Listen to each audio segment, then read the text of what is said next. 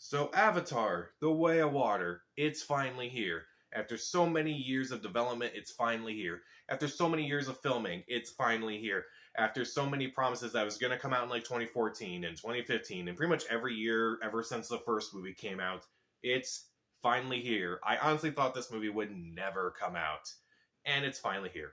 So, Avatar: The Way of Water was written and directed by James Cameron, and it stars Sam Worthington, Zoe Saldana, Stephen Lang, Sigourney Weaver, and it's about Jake Sully and Neytiri and their family, who now they must escape their village to hide out with this water tribe when the Sky People return and try to hunt for Jake Sully and his family.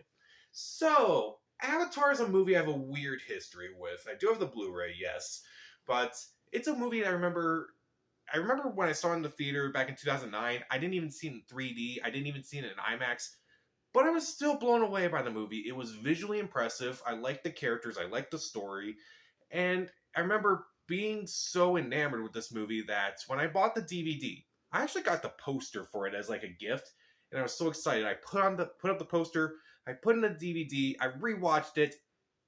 And I was bored with it. Like, I didn't think the visuals looked as great on a small TV. I didn't think the characters weren't as interesting. And I remember myself feeling pretty bored with it. And I kind of just equated it to, oh, it's a great movie to watch, just as long as you're watching it on a screen that is not your television or your phone. So, and with The Way of Water, I was not as interested in this movie because of that reason. Like, I was not excited for it. The trailers were interesting, but it still didn't get me excited enough. So I finally saw this movie, and honestly, it's fine. It is pretty good, but I definitely do have issues with it. First off, the visuals. The visuals are the only reason to really see this movie.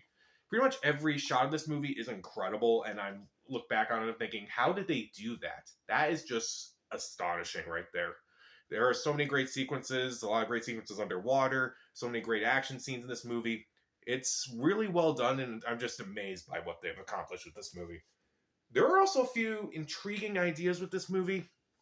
For instance, the villain in this movie, once again, is Stephen Lang.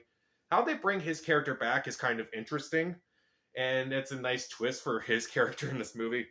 And the new source of energy that they're trying to look for, that's not that stupid rock called unobtainium.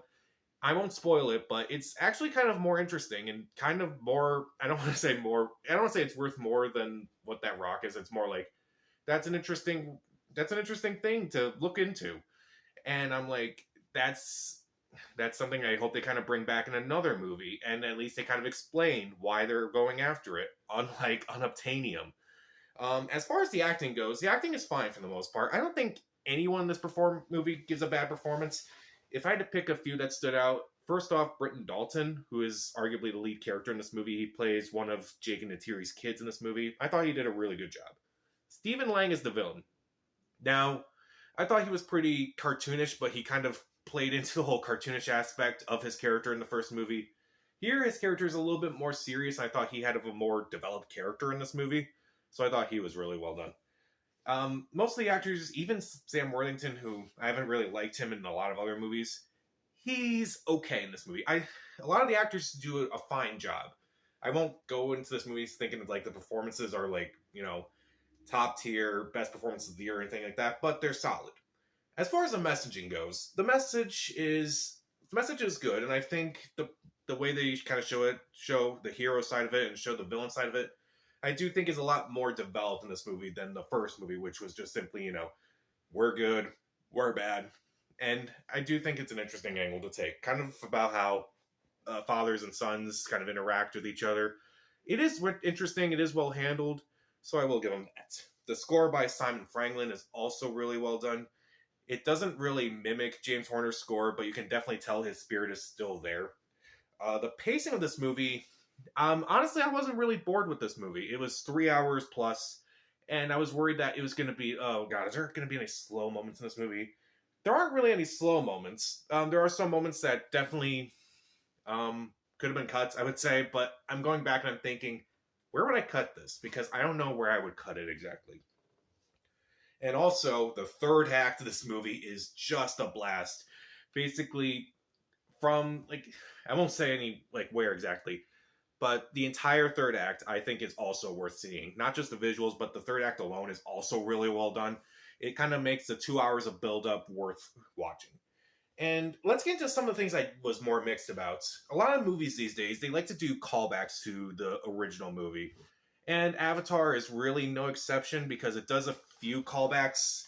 And some are like, oh, that's kind of a fun callback. And I'm like, that's kind of funny in retrospect. And then there are some that are just blatantly obvious. Like, I won't say which ones, but there are definitely moments where I'm like, oh, like the original movie. Oh, well. Now let's get into the things I didn't like. First off, there are some villains in this movie that are just pretty bland. Not like Stephen Lang, who at least is over the top and made kind of fun in this character. These are kind of just very generic villains, and a lot of them aren't even introduced until the second half of the movie. Also, I was kind of disappointed with some of the characters in this movie, particularly Zoe Saldana's character. I really liked her character in the first movie. Here, she's kind of sidelined, unfortunately, and I wish that her character got to do more. I hope she gets a lot more in Avatar 3. Some of the other characters I feel like they could have done a little bit more with. Probably Jake and Neytiri's family. Besides Britt and Dalton, I feel like they could have done a little bit more with them. And I kind of didn't really like that this movie was also trying to build up things from to Avatar 3, where there's a whole subplot involving Jake and Neytiri's adopted daughter that it kind of made me laugh when I realized what they were doing exactly, because it is just so on the nose that they're probably going to lean into that a lot with Avatar 3.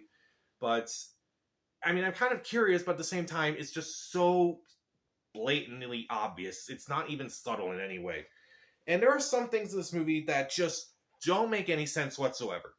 Like, how does, again, even though I did find the whole villain thing interesting, how he returned, I'm also thinking, when did this happen? Like, it just doesn't really make any sense. There's so many things that just happen in this movie that kind of like try to bridge the gap between Avatar 1 and 2 that just don't really make sense in retrospect. And it's just something that I look back on, I'm like, you had, they put these two movies together, you have 6 hours. You didn't take a little bit of time to fix those 2 plot holes, or fix a bunch of plot holes from this movie.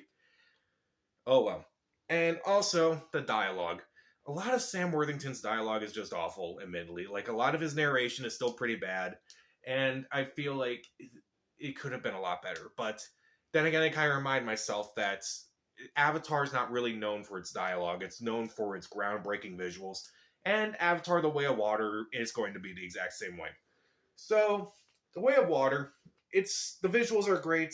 Mainly the reason to see this movie in theaters, especially on a big screen, especially in IMAX. The third act is incredible. The acting is it's fine for the most part. And there are some intriguing ideas. The message is stronger. The score is really good. And the movie itself, even though it's 3 hours long, you kind of get into it as the movie goes on.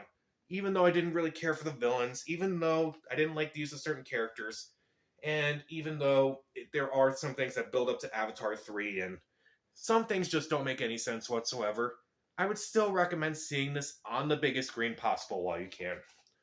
So for that reason alone, I'll give it 3 out of 4 stars. See it. So, what's your favorite movie directed by James Cameron? Comment down below, subscribe to the channel. This is Pat. Stay safe.